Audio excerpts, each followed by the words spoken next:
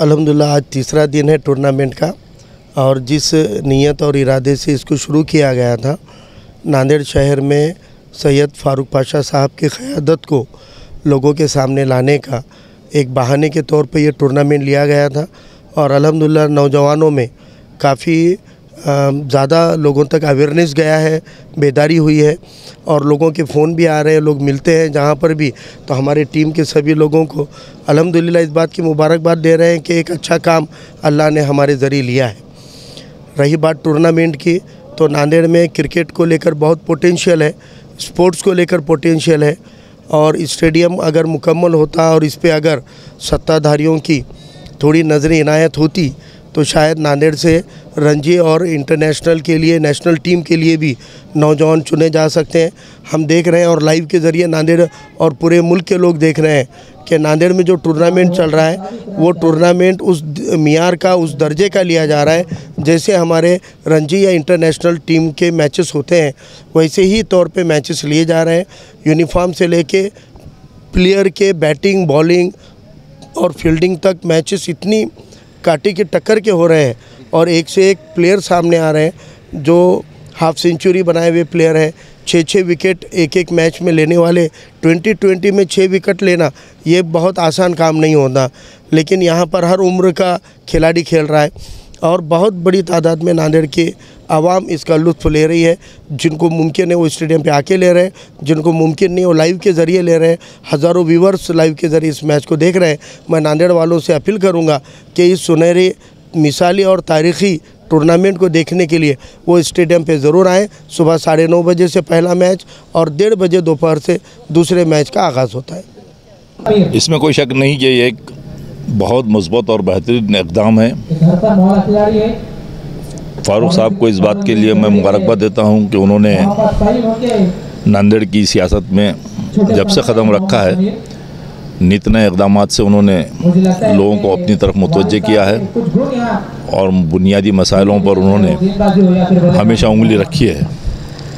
सैयद फारूक पाशा साहब की शख्सियत यकीनन इस बात की मुस्तहिक़ है कि उन्हें बरसों तक याद रखा जाना चाहिए और उसके लिए आने वाली जनरेशन को और नई नस्ल के लोगों को काम करते रहना चाहिए, जिसकी इब्तिदा फारूक साहब ने की है। सैयद फारूक पाशा साहब नांदेड़ से 3 मरतबा असम्बली के लिए मुंतखब हुए थे।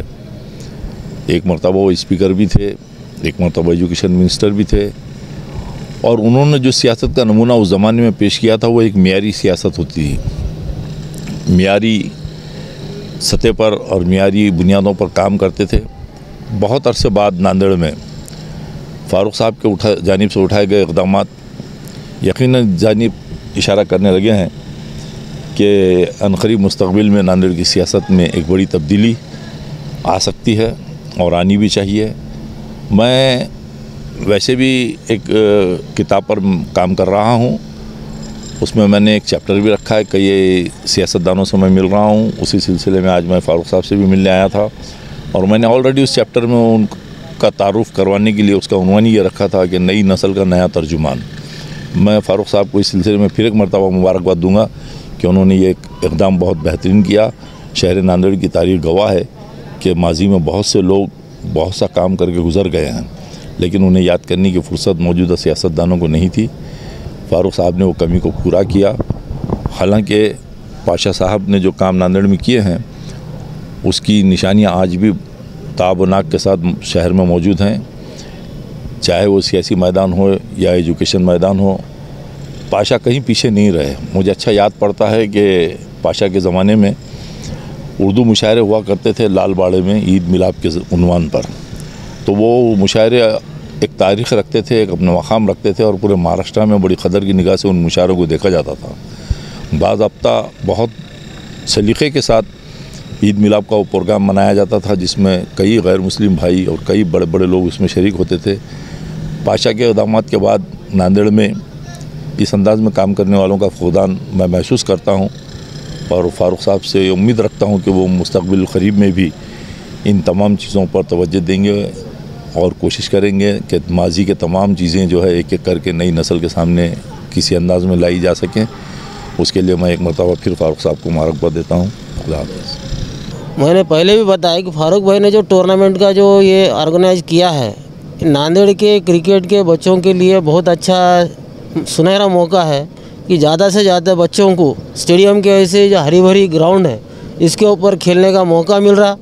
आजकल क्या है कि टेनिस बॉल का क्रिकेट ज़्यादा होने से ये लेदर बॉल क्रिकेट बहुत बच्चों को कम मिल रहा खेलने को, और ऐसे स्टेडियम पर खेलने को मिलना ये बहुत अच्छी बात है कि इन्होंने जो पहल की है फारूक पाशा साहब के इसमें इनके नाम को लेकर इन्होंने जो टूर्नामेंट चालू किया है। क्योंकि हम बचपन में सुनते थे फारूक पाशा साहब का बहुत बड़ा काम था नांदेड़ में, हमारे को तो उनका ज़्यादा देखने को नहीं मिला, लेकिन सुनते थे बातें। तो उनकी याद को दोहराने के लिए और उनकी याद आगे बढ़ना, आगे आने वाले पीढ़ी को मालूम पड़ना, उसके लिए इन्होंने जो पहल की है ये बहुत काबिल तारीफ़ है। Thank you.